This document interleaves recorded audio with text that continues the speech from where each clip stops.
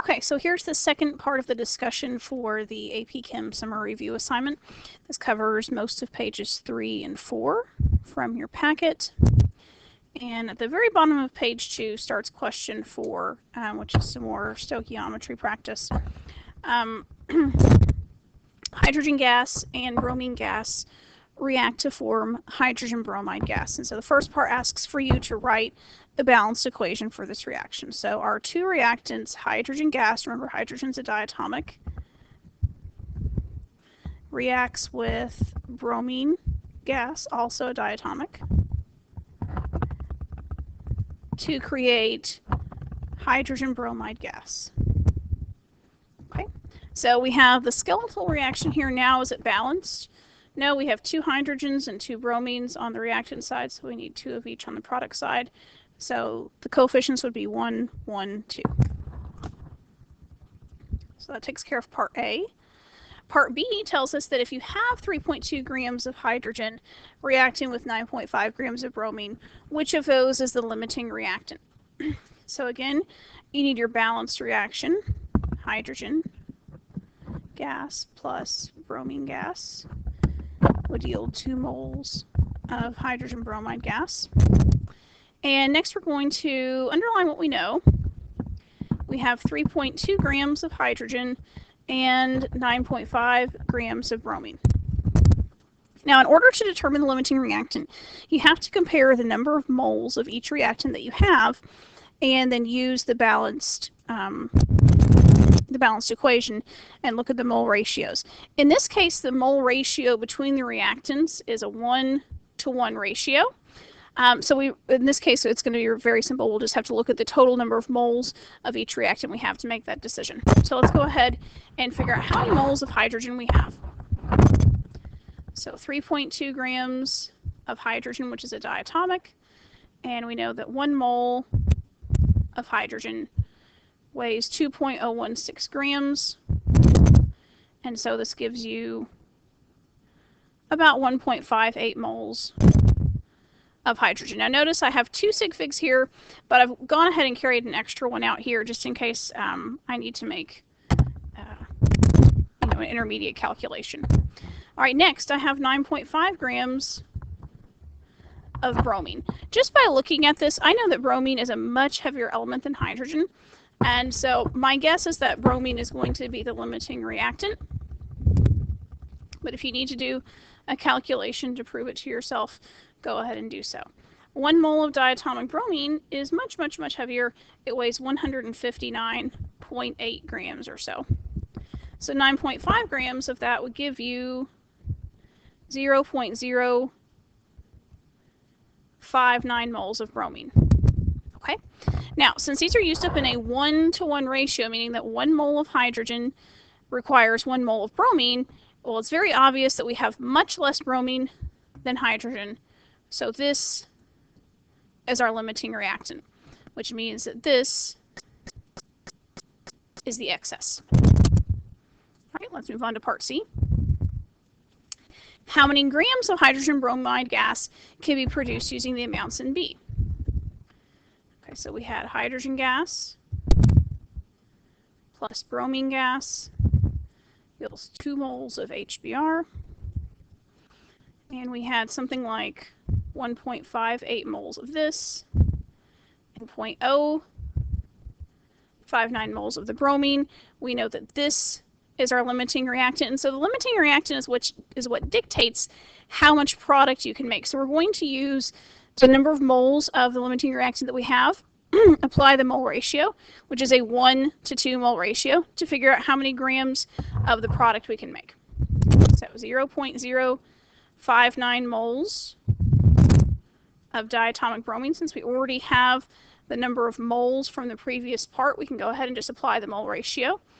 1 mole of diatomic bromine will create 2 moles of hydrogen bromide gas. And it wants to know how many grams, so now we've got to convert those moles to grams. So 1 mole of hydrogen bromide is 80.908 grams. Okay, so now if we multiply across the top, and dividing across the bottom is, silly at that point, just dividing by 1. Should give you something like 9.55 grams of HBr. Now, on the AP exam, we're going to want to round our final answer to the correct number of sig figs. Because there were 2 sig figs given to you in the original problem, we're going to go ahead and round this up to 2 sig figs. This would be 9.6 grams of hydrogen bromide gas. Okay. Next, how many grams of excess reactant are left unreacted? Well, our equation gave us 1 mole of hydrogen gas plus 1 mole of bromine yields 2 moles of HBr. We had 1.58 moles present here and 0.059 moles present here. Because they're used up in a 1-to-1 ratio, all of this is going to be used up. All 0.059 moles of the bromine is going to be used up, meaning that we can only use up 0.059 moles of the hydrogen. So this is what we have, 1.58. We're only going to use up 0.059 moles because they're in a 1-to-1 ratio. If there was a 2 in front of here, you would multiply that by 2. And if you subtract, you find something like 1.521 moles of hydrogen gas is what's left over.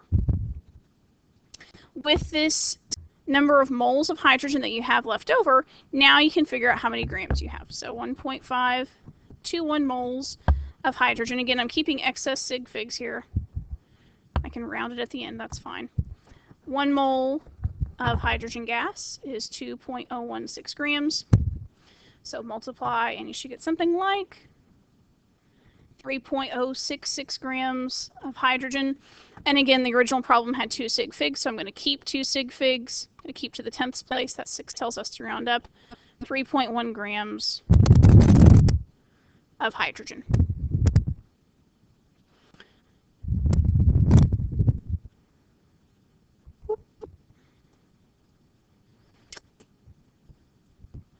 And part E, what volume of hydrogen bromide gas would be measured at STP is produced in part B. So in part B,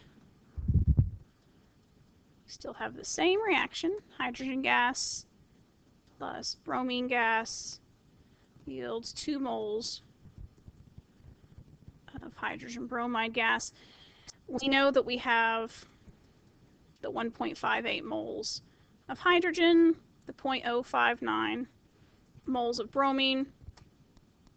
And now I want to figure out how many liters we have at STP. Remember that 1 mole of any gas at STP always takes up 22.4 liters of space.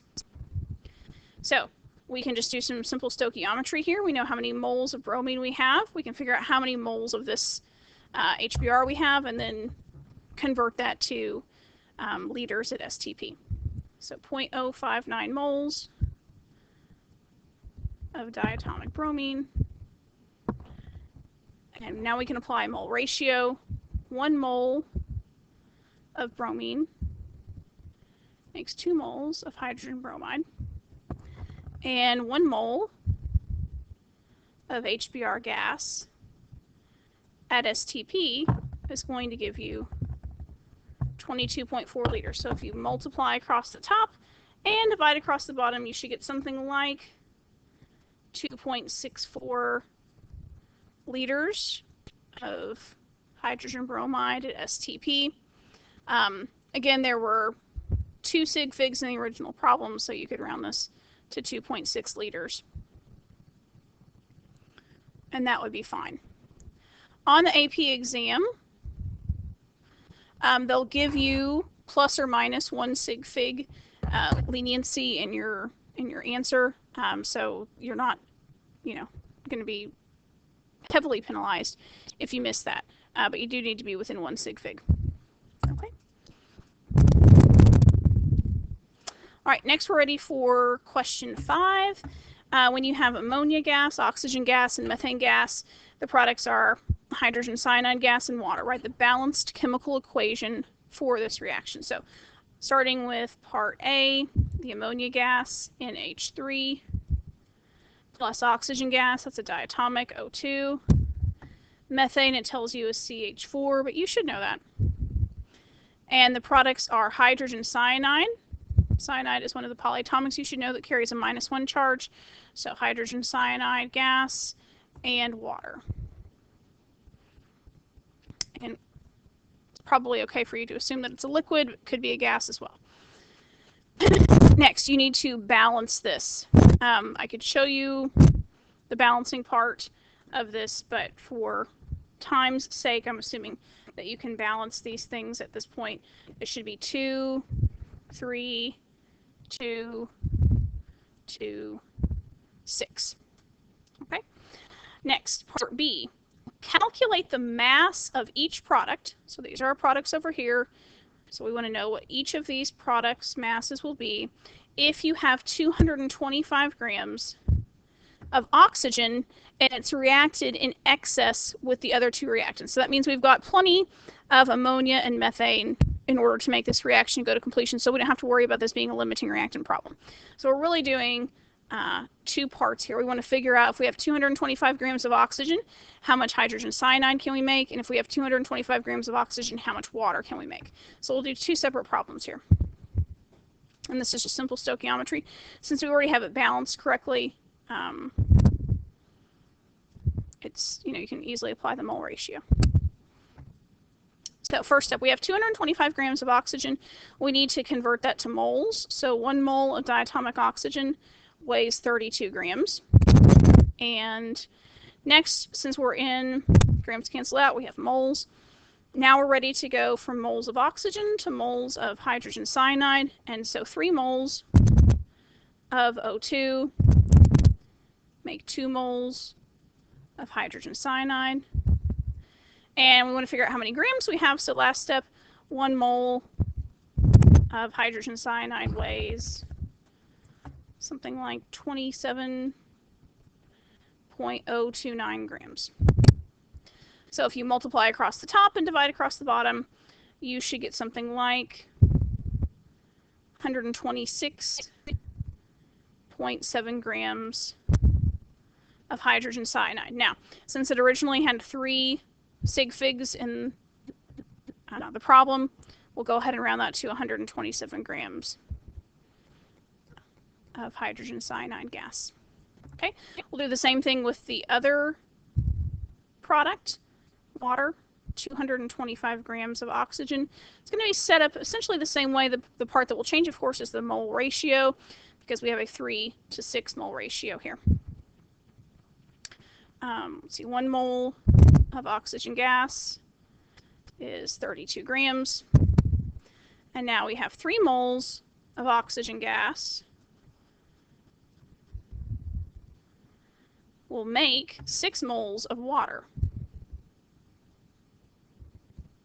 And of course, you probably have it memorized that 1 mole of water is 18.016 grams. If you don't have that memorized now, you certainly will within a few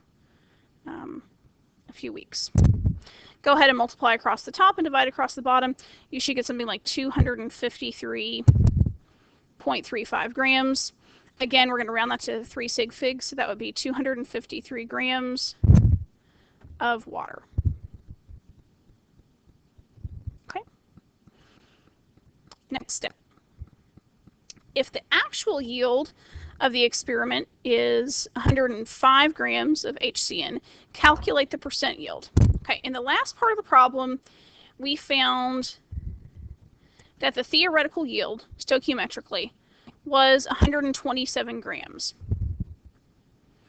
Actually, or experimentally, we got 105 grams.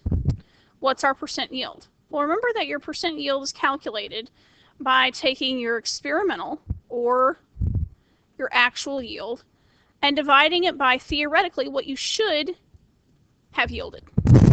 So in this case, 105 grams is what we got, but we could have gotten up to 127 grams.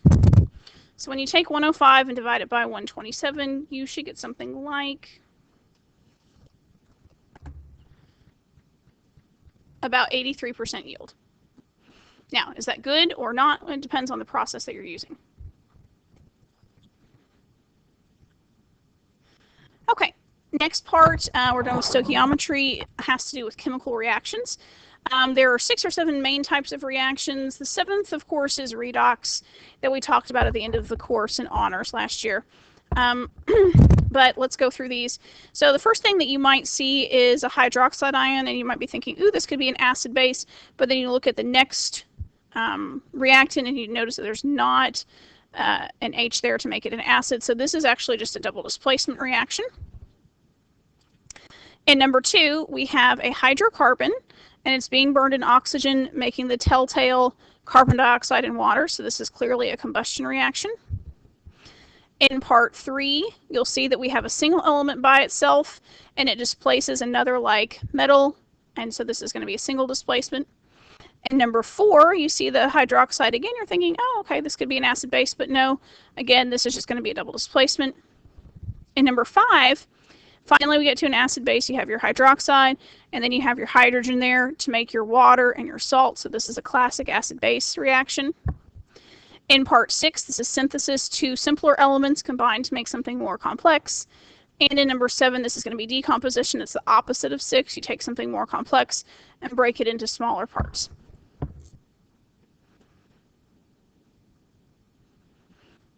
Okay, and then finally we had some reactions to write out and to balance. So the first one is magnesium burned in oxygen. So this is actually identical to number 1. This is when you take a metal and you burn it with oxygen, it's going to make a metal oxide.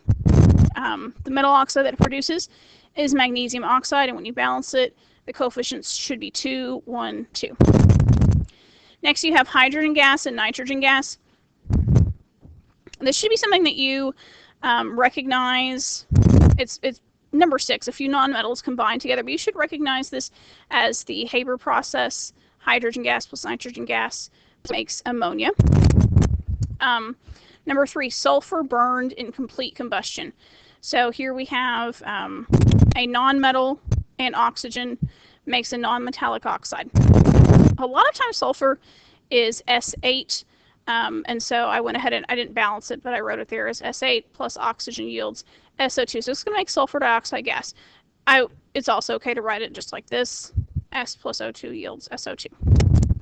And the last one, calcium oxide added to water makes calcium hydroxide. This is a metal oxide in water making a metal hydroxide. So those are some common things that you should see.